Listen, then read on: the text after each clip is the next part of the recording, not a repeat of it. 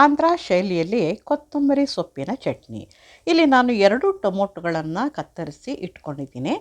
ಎರಡನೆಯದಾಗಿ ಕೊತ್ತಂಬರಿ ಸೊಪ್ಪನ್ನು ಇಟ್ಕೊಂಡಿದ್ದೀನಿ. ಇದು ತುಸು ಜಾಸ್ತಿಯಾಗೇ ಇಟ್ಕೋಬೇಕು.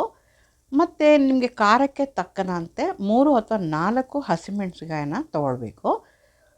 ಸ್ವಲ್ಪ ಜೀರಿಗೆ ಮತ್ತು ಸ್ವಲ್ಪ ಉಪ್ಪು ರುಚಿಗೆ ತಕ್ಕಷ್ಟನ್ನು ತೆಗೆದುಕೊಂಡಿದ್ದೇನೆ. ಮತ್ತು ಈರುಳ್ಳಿ ಸೇರಿಸಿದರೆ ರುಚಿ ಹೆಚ್ಚಾಗುತ್ತದೆ. ತಿನ್ನದವರು ಇದನ್ನು ಸ್ಕಿಪ್ ಮಾಡಬಹುದು, ಇಲ್ಲ ಅಂತಂದರೆ ಅದನ್ನು ಸೇರಿಸಿ ರುಬ್ಕೊಳ್ಬಹುದು. ಅದು ಒಳ್ಳೆಯ ರುಚಿಯನ್ನು ಕೂಡ ನಮಗೆ ಕೊಡುತ್ತೆ. ಈಗ ಒಂದು ಮಿಕ್ಸಿ ಜಾರಿಗೆ ಕತ್ತರಿಸಿ ಇಟ್ಕೊಂಡಂಥ ಟೊಮೊಟೊವನ್ನು ಸೇರಿಸ್ತಾ ಇದ್ದೀನಿ. 4 ಹಸಿಮೆಣಸಿನಕಾಯನ್ನು ನಾನಿಲ್ಲಿ ಬಳಸ್ಕೊಳ್ತಾ ಇದ್ದೀನಿ. ಸ್ವಲ್ಪ ಜೀರಿಗೆ ಮತ್ತು ಉಪ್ಪನ್ನು ಕೂಡ ನಾನಿಲ್ಲಿ ಸೇರಿಸ್ಕೊಳ್ತಾ ಇದ್ದೀನಿ.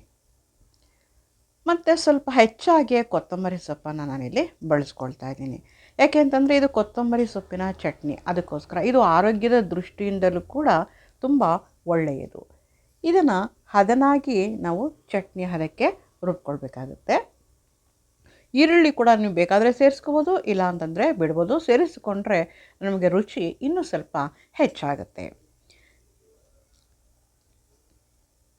ಈಗ ಕೊತ್ತಂಬರಿ ಸೊಪ್ಪಿನ ಚಟ್ನಿ ಸಿದ್ಧವಾಗಿದೆ, ರುಬ್ಕೊಂಡಾಗಿದೆ. ಗಮ್ಮಂತ ವಾಸನೆ ಬರ್ತಾ ಇದೆ.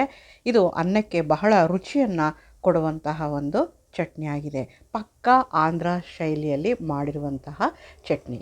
ಇದನ್ನು ತಿಂದು ನೋಡಿ ನಂತರ ನನಗೆ ಸಬ್ಸ್ಕ್ರೈಬ್ ಮಾಡಿ, ಲೈಕ್ ಮಾಡಿ.